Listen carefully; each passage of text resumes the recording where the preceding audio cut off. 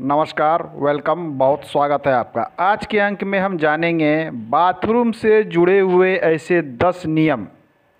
Bathroom से उत्पन्न होने वाले वास्तु दोष को आप किस प्रकार से ठीक कर सकते हैं। घर में सबसे अधिक वास्तु दोष शौचालय एवं बाथरूम से ही उत्पन्न होता है। सारी निगेटिव ऊर्जाएं यहीं से चलती है और घर में चारों तरफ फैलती है। तो 10 ऐसे सामान्य से रूल की हम बात करेंगे जिसको अपनाकर आप अपने घर के बाथरूम, शौचालय, बाथरूम के वास्तु दोष को दूर कर सकते हैं। चलिए इसमें पहला नियम जान लें। अक्सर हम अपने बाथरूम में बाल्टी रखते हैं जल के लिए, या टब रखते हैं, या बाल्टी भी रखते हैं, टब भी रखते हैं, या कोई अन्य पात्र रखते हैं जिससे हम स्नान करते हैं, कपड़े धोते हैं। तो कभी भी बाल्टी को खाली ना रखें। आपके बाथरूम में जो बकेट है, जो टब है, उसे हमेशा जल से भर के रखें। यदि उसे खाली रखना हो, ऐसा नहीं हो सकता है 3-4 बाल्टी आपके पास हों।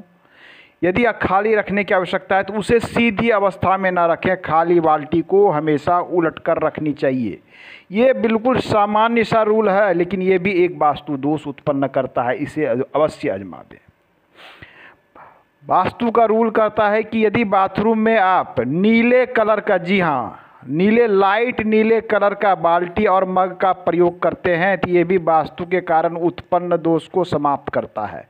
तो आप बाथरूम में चाहें तो किसी भी कलर का यूज करते हो, आप मार्केट से ब्लू कलर का खरीद के लेते आइए, इसे यूज कीजिए। बाथरूम के कारण जो वास्तु दोष उत्पन्न हो रहे थे उसे ये समाप्त करेगा।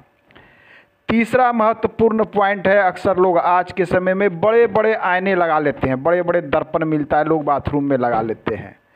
तो आपको जो ये दर्पण लगाना है, बिल्कुल आपको अपने डोर के सामने नहीं लगाना। ये एक चीज़ आपको ध्यान में देना है। दरवाजा खुलते ही आपका प्रतिबिंब उस दर्पण में नहीं बनना चाहिए। इस प्रकार से लगावें, चूँकि यदि ऐसा करते हैं तो बाथरूम के अंदर की सारी निगेटिव ऊर्जा इस दर्पण से टकरा के आपके घर में प्रवेश करेगी।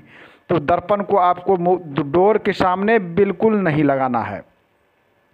अब ये जब दर्पण की बात करते हैं तो दर्पण कहाँ लगानी चाहिए, ये भी महत्वपूर्ण होती है। बाथरूम में दर्पण जब भी आपको लगाना हो, मान लिया जाए ये आपका बाथरूम है, इस प्रकार से बाथरूम हो सकता है। चलिए बाथरूम को मैं बाथरूम वाले जगह पर ही बना देता हूँ। अर्थात हो सकता है कि आपका बाथरूम इस प्रकार से हो। तो आपको दर्पण जो लगाना, या तो उत्तरी दीवार पर लगाना है या फिर पूर्वी दीवार पर। इन्हीं 2 दीवार पर आपको दर्पण का प्रयोग करना है बाथरूम के अंदर। और ध्यान देनी है कि ये डोर के सामने ना पड़े। ऐसा नहीं कि आपने डोर यहाँ दे रखा है, बिल्कुल सामने में दर्पण पड़ रहा है तो यहाँ की ऊर्जाएं बाहर निकलेगी, ये यहाँ आपको नुकसान करेगी। तो दर्पण इस प्रकार से लगावें पूर्वी उत्तरी दीवार पर, और वो मुख्य द्वार के सामने ना आवे। आइए नेक्स्ट हम बात करते हैं नेक्स्ट चीज़ों की। तो बाथरूम का डोर, बाथरूम जहाँ भी हो, चाहे आपका वायुकोण में हो या दक्षिण में हो, पूर्व में भी बाथरूम बनाया जाता है। इसके द्वार आपके घर के अंदर खुलते हैं। आप जब बाथरूम का प्रयोग करते हैं तो द्वार से अंदर जाएं तो द्वार बंद करते हैं, लेकिन बाथरूम से निकलने के बाद यूज में ना आवे तो उसके द्वार को लोग खुला छोड़ देते हैं कि हवा लगेगा, वो सूख जाएगा। तो आपको ऐसे करने से बचना है। बाथरूम के डोर को अनावश्यक रूप से खुला नहीं रखना है। यह भी एक बड़ा कारण होता है। सारी निगेटिव ऊर्जा यहाँ से आपके घर में फैलती है, वो तरह तरह की समस्याएं उत्पन्न करती है। तो अपने बाथरूम के डोर को ऑलवेज क्लोज रखें। यूज करने के बाद उसे खुला नहीं रखना है। आइए आज हम बात करते हैं अब नेक्स्ट पॉइंट की। तो बाथरूम में वेंटिलेशन की व्यवस्था उचित होनी चाहिए। बाथरूम हमने देखा है वर्तमान समय में लोग बाथरूम बनाते हैं कंजस्टेड सा जगह में, छोटा सा जगह में, वेंटिलेशन प्रॉपर नहीं हो पाता है। आपको वेंटिलेशन की व्यवस्था प्रॉपर करनी चाहिए, क्योंकि इसकी सभी निगेटिव ऊर्जाएं बाहर जा सके। यदि वेंटिलेशन सही नहीं है तो इसकी निगेटिव ऊर्जा आपके डोर से आपके घर में ही प्रवेश करेगी और समस्या उत्पन्न करेगी। तो आपको अपने बाथरूम में, शौचालय में वेंटिलेशन की व्यवस्था बाहर की ओर अच्छी करनी चाहिए। यदि आवश्यकता हो तो एग्जॉस्ट फैन की व्यवस्था आप अवश्य कर लें। ये एग्जॉस्ट फैन चलते रहेगा तो वो सारी निगेटिव ऊर्जा को बाहर निकाल देगा। और प्रयास करें कि नेचुरल लाइट अवश्य आपके बाथरूम में प्रवेश करे। जहाँ भी बनावे नेचुरल लाइट यदि आपके बाथरूम में आता है तो बाथरूम में उत्पन्न होने वाले जर्म्स को भी समाप्त करता है और वास्तु दोष को भी समाप्त करता है। नेक्स्ट पॉइंट की बात कर ले हम, 8वें नंबर पे आता है कि बाथरूम में अक्सर हम देखते हैं कि आपके जो नल होते हैं वो टूटे फूटे होते हैं। टूटे फूटे हुए नल, टूटे हुए बाल्टी, टूटे हुए साबुनदानी, टूटे हुए मग बाथरूम में बिल्कुल ना रखें।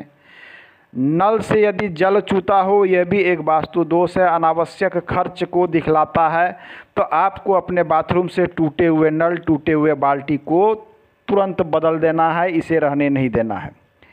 नेक्स्ट पॉइंट की बात करें 90 नंबर पे, तो बाथरूम को हमेशा आपको साफ़ सुथरा, नीट एंड क्लीन रखना है, बिल्कुल साफ। गीजर की व्यवस्था यदि बाथरूम में करते हैं तो बाथरूम के अंदर साउथ ईस्ट कॉर्नर पे करें। ये मान लिया जाए आपका बाथरूम है तो आपको गीजर की व्यवस्था इस क्षेत्र में करनी चाहिए, ये अच्छा और उचित रहता है। तो आज के अंक में हमने बात किया बाथरूम के संबंध में कि बाथरूम से संबंधित किन किन चीज़ों का हमें ध्यान रखनी चाहिए। धन्यवाद।